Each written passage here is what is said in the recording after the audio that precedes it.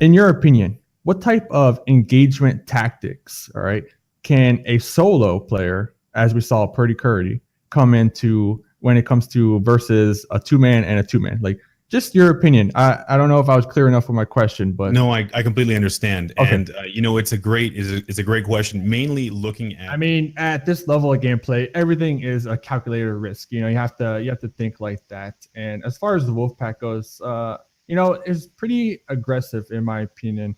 They're sitting at number 7 right now on our leaderboards. I feel like they need to be a little more passive, kind of not be so quick to respond to every situation, and maybe let it play out.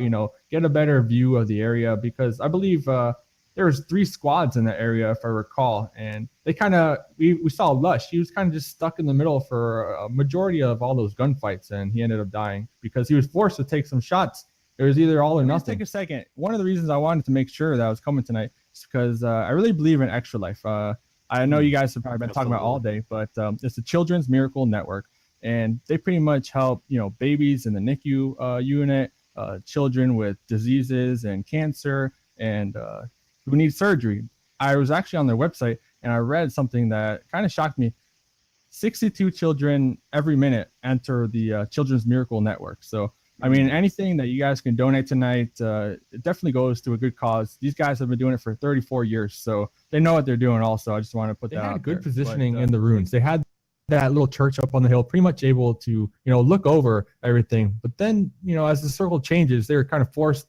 I saw them, they kind of swam in, and they were kind of part of that crew of, swimming in the kiddie pool for a little bit. But then they quickly got out, because I saw Hypoc. He was actually on the opposite end of the water, kind of just maybe trying to get easy kills as people were coming out as far as their end plays go. But 2 influential plays that they made mid-game, they took out, or at least pretty much destroyed the Wolfpack, and they also kind of destroyed KFC. I mean, KFC and the Wolfpack, 2 really strong teams, I feel like, and just by High Ground being able to take them out in that transitional period, pretty big in my opinion.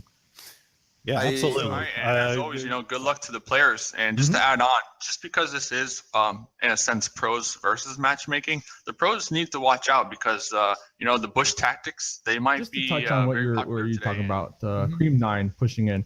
I mean, they got to that gunfight with High Ground, and unless they were really paying attention to the kill feed, I would assume that they thought High Ground was a 4-man squad over there, because they did push pretty well, like you said, and traded just surprising them from behind.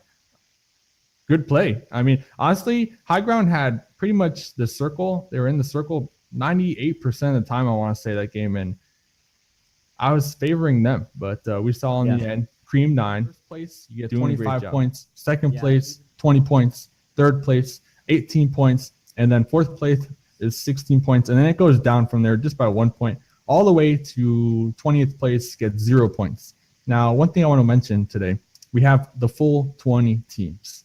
So, unfortunately, one of these guys are going to get that 0 points. And also, just to add on one more thing, we now count kills for points. 0.25 is 1 kill. So, lots of things to take in. Ruger, Mini 14.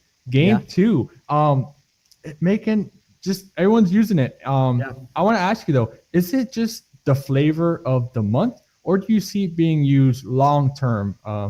Next month, the month after. I mean, what's your take on the Ruger Mini 14? I mean, it has low bullet drop. I know that. Yeah. So, and I think right now it's debatable. The hit damage is around 44. It's multiple sources, but is it just that flavor of the month, or is it something that we're going to pretty much have to get used to moving forward?